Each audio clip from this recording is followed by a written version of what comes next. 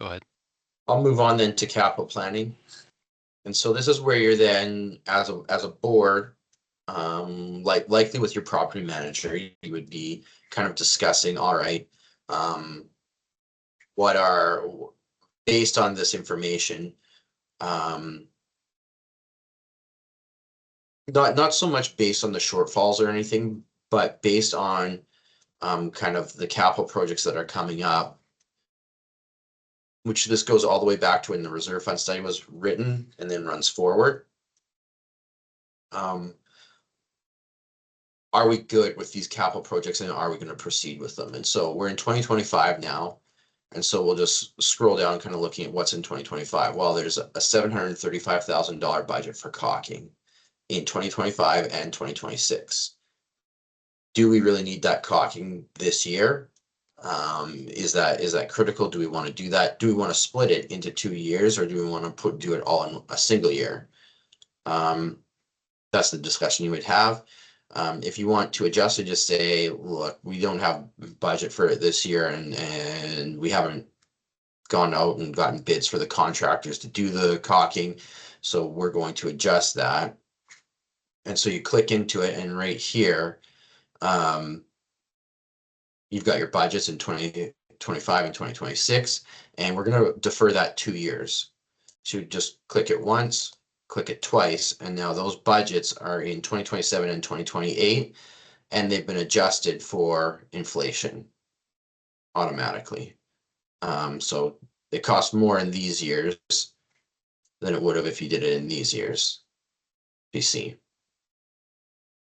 because that's the reality of likely what would happen. So run those forward, click save. It does a quick recalculation and reruns your 30-year forecast. And sorry, Stephen, what like this table below there, this is populated from the reserve fund study, is that right? That's correct. It all pulls in from the reserve fund study, and then as you're updating it or doing things, it saves into this budget, 2024 reserve fund budget, and you can see there's a handful of budgets available here. We're just operating in this 2024 reserve budget. That's the active one right now. So you have the ability to delete them and kind of make sure that you're active in the most recent one. And that's your go forward, and it will stay active. And then, yeah, like this test one, you can just delete it because it's not relevant. It was just someone that was in there kind of running some numbers for their own purpose. So then scroll down a bit more and let's see, okay, we have 2026 electrical system. Let's look at that one. And it's like, yeah, we're actually going to do that one this year.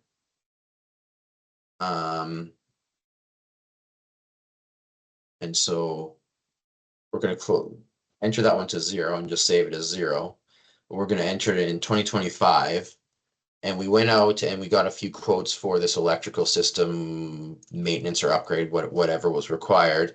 And we found that it wasn't $80,000. It was actually $125,000. It was way higher than we had anticipated. And so you can now save that, and that new, you went out and you got those quotes, you have that actual bid out. That's now the number that's in there for 2025, and this is moving forward. And then you scroll down and fire protection, yeah, we're going to do that, and that budget's pretty close to accurate.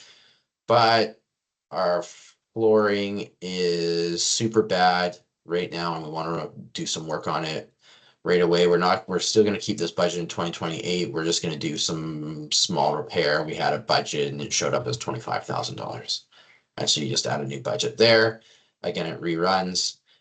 Once you're finished going through this and identifying that, yes, in 2025, 6, 7, these are kind of the new numbers that we want. Or, I mean, if you want, you can also just run it because you are going to do all these projects and you believe that this is a good plan based off the reserve fund study, and you're just going to continue with it. And if that's the case, then good enough. You don't even have to update anything. We're going to run forward, and I'll just